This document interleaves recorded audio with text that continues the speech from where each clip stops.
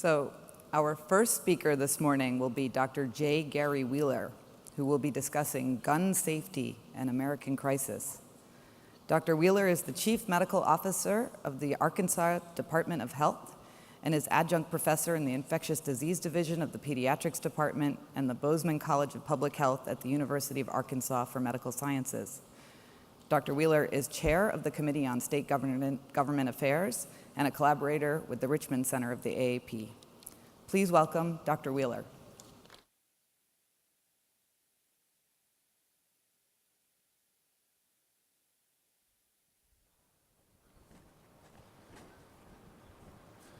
Good morning.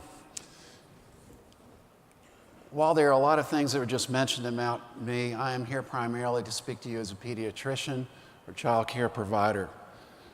I'm speaking to you as someone like all of you, I suspect, who has been touched by gun violence against my patients, my family, and my community. To get a feel for the scope of this problem, please raise your hand if you have taken care of a patient, had a family member, or someone in your community who has been affected by firearms. Let's see your hands. Thank you. I see that I am going to be briefing the choir today. I'm here today to talk about what every pediatrician should know about the health impact of firearms injury on children, to help you understand the scope and magnitude of this source of morbidity and mortality among our patients across the 50 states, and explore some of our paths for advocacy to create lasting change to protect children. I have nothing to disclose for this presentation. I would like to begin with some stories from central Arkansas, where I live. This picture is of Little Rock, Arkansas, a city of just under 200,000, but many of the same problems as bigger urban areas and rural parts of my state and others. Toxic stress, poverty, and the generous availability of firearms, all conspiring to create a dangerous environment. First story is about Jacob Chronister. This was reported in our state newspaper on June 22nd this year. Deputies were sent to his home around 7 in the morning, and when they arrived, they found 2-year-old Jacob Chronister dead from an apparent gunshot wound. The family members told the police that they were not sure how the child reached the gun because it was normally stored on top of a cabinet in the bedroom. They told police they had seen Jacob playing in the hallway and then heard the weapon discharge, after which they called 911. The second story occurred in March. 7-year-old Karma Wesowitz family called 911, and when officers responded, imagine this image, they found Karma's dad holding her in his arms in the driveway with a gunshot over her right eye. Mr. Wesowitz was showing his brand new 38-millimeter gun to a friend at 7 in the morning. The 26-year-old friend had the weapon out in his lap, didn't realize it was loaded, and when it went off, the child was shot. The friend had taken a couple of Valium and drank 2 32-ounce beers just before arriving, and Karma died 2 days later. The third story happened to the nephew of our office manager. Her 15-year-old nephew, despondent at being bullied at school, went home and shot himself with a firearm that was from his home, and he died shortly thereafter. Chicago, where we meet today, has many similar stories. One of those stories is about Heidi Pendleton. This 15-year-old excellent student at King College Prep High School was killed in 2013 in Kenwood, about 5 miles south of here. She was out relaxing with friends in the park, and 1 week before, she had just been at President Obama's second inaugural providing entertainment. The suspects admitted that they had mistaken her group for a rival gang. Now, to really connect the dots, just 2 weeks ago, as reported in our paper, Clint Kelly of Malvern, Arkansas, was arrested by the FBI for selling guns purchased in gun shows and online to a former felon who resold them to Chicago street gangs. So much of what we know about childhood firearm injuries in the United States was recently summarized in an excellent review by Catherine Fowler and colleagues in the July issue of Pediatrics. And this is what they found. They found that firearms were responsible for the death, or the third leading cause of death among children aged 1 to 17, and the second leading cause of injury-related death. And based on their data that they had at that time, 1,300 children were shown to die on average in the United States, and almost 6,000 who had gun injuries at that time. As I prepared for my presentation this morning, my phone came up with a new story from the Washington Post. This story reported that the numbers are now up to around 1,500 deaths per year and 8,400 firearm wounds. And in this story, they repeated the astonishing fact from the World Health Organization that 91% of children killed by gunfire in their 2010 report lived in the United States. Please don't forget that fact when you leave here.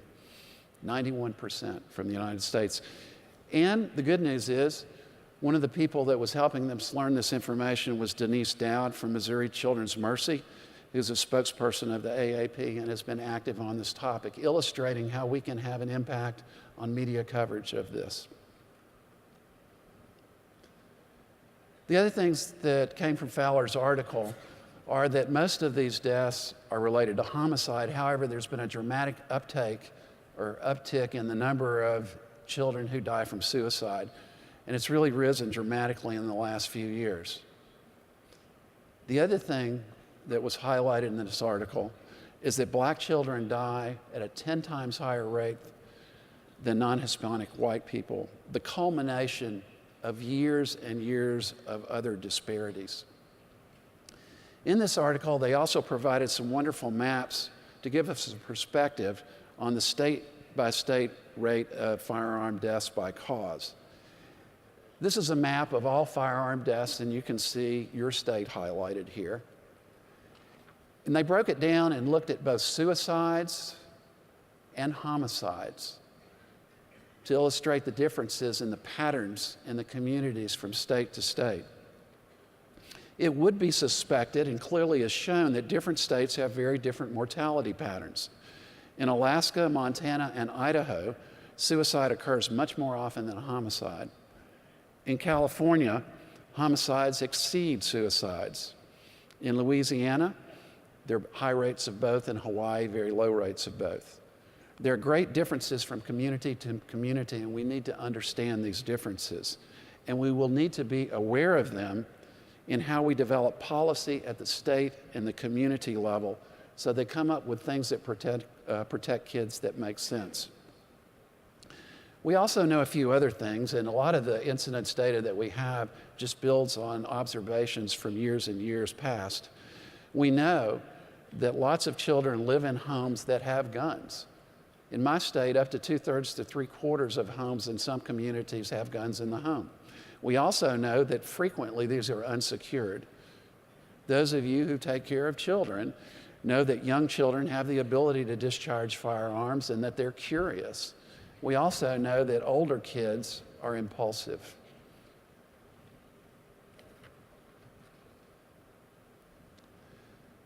We know that as far as suicide goes, that firearms are unfortunately very effective way to complete the attack. And we know that guns in the home provide an opportunity for kids, and that there are higher rates there, not only for adults, but for youth. We also know from some work done by Barkin et al. Published in 2008, that parents are receptive to a variety of different interventions to discuss gun safety with them. And that when this type of anticipatory guidance is provided, parents respond by storing their guns more safely.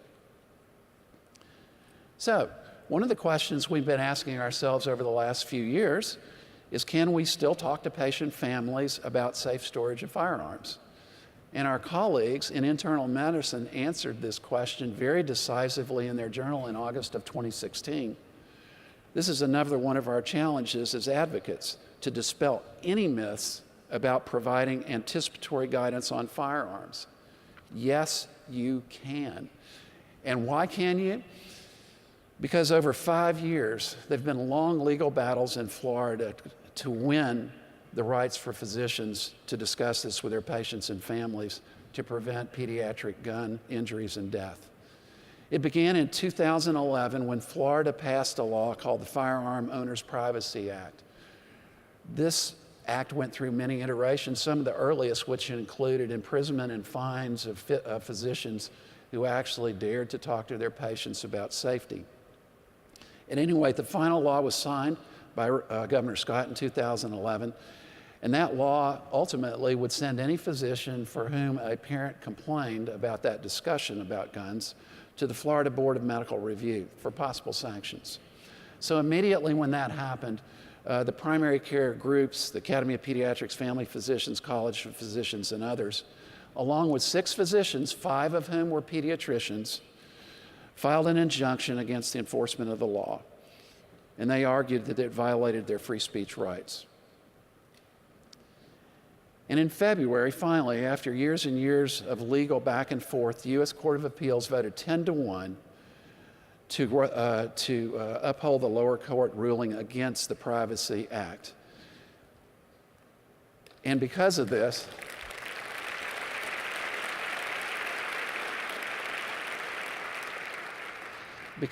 we all have the right to practice our free speech and protect children.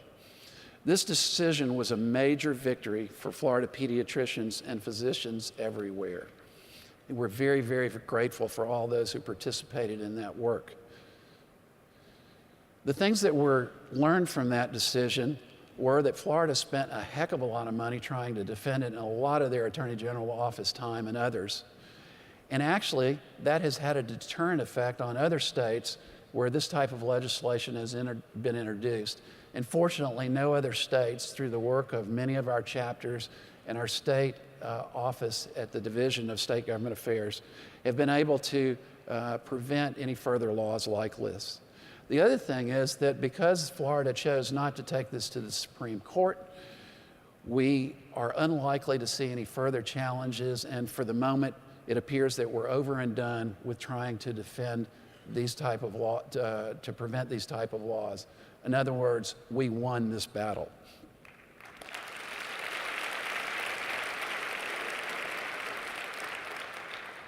And we've been able to acknowledge the effort. The pro bono legal team, which for years and years defended these pediatricians in Florida, was actually given the 2015 AAP Child Health Advocacy Award, which they richly deserved. The victory in Florida is the biggest and most recent measure of progress, but it was in fact a defensive battle. It's time for us now to go on the offense. The AAP policy on firearms was published in 2012, and it is an evidence-based policy. And the first observation in this policy is that the safest home is one without a gun. This is the fact. This is not an opinion. This is a fact. Now, I'm from Arkansas, and I just got back from Alaska, and I'm probably not going to have this conversation with a family who lives next door to grizzlies or depends on putting food on the table, which is true for my office assistants and many others in Arkansas who rely on hunting to help them get by. But for those who are open to the discussion and can balance the luxury of having guns in the home for hunting and other purposes versus the luxury of keeping their children alive, you may want to have that discussion. Like you do everything else in pediatrics, you size up the patient, you size up the family, and go where you can go. And for those who have guns in their home and need them for protection or use them for other purposes, counseling them regarding risk and urging safe storage in homes is the most important thing that we can do. When it gets to the two other pieces of this policy, which are that guns should be regulated and that we need to fund research on gun safety and gun violence, we need partners to do that. And we have many wonderful partners that are illustrated by the logos on this slide. We have key partnerships with the Brady Campaign, with Everytown for Gun Safety, which also is led by Moms Demand Action, one of the most important groups in the country. by the families at Sandy Hook Promise, and by Mark and Gabby Gifford's organization, Americans for Responsible Solutions. And there are others that we couldn't get on this slide, including the American State Legislatures for Gun Violence Prevention. I'm not sure that any of them come from my state, but there are other states where this group is active, and for the Center for American Progress. So I want to conclude by pointing out that we have a huge challenge ahead of us. The cases that began this talk illustrate the program, and those of you who raised your hand know the problem in your heart. But the opposition to our work includes those forces who do not focus on children. We have to help them get their focus. And it's those forces who continue to introduce legislation that regularly puts kids at risk, like this week's legislation to allow silencers to be sold to a wider audience, including felons. This is not good for kids. This academy has faced great battles in the past, and we have won. Our members have defeated measles. We've defeated Haemophilus influenza B meningitis. We have reduced dramatically Group B strep infection, and we've gone state to state to make sure seat belts and booster seats are the standard that saves thousands of lives annually. So to prevent the stories I've mentioned, we will have to make progress at the community level, at the state level, to address mental health access, universal background checks, safe storage requirements, and safe gun technology. But we need every single person in this audience, that through a shared and sustained voice, we can achieve our goals. Our state AAPC chapters need you, and it's my hope that you'll lend your experiences, stories, and expertise to their efforts.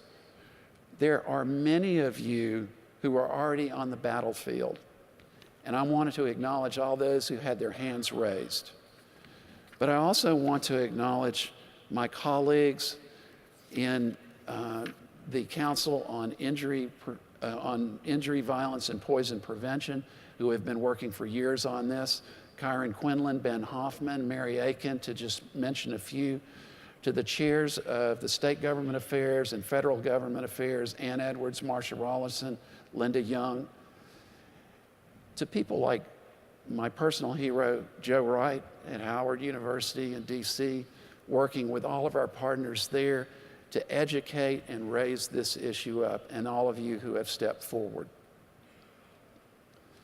I do want you to be aware that tomorrow and Tuesday we have a chance to extend what is only a brief discussion right now. And please note the times and room numbers and come join us.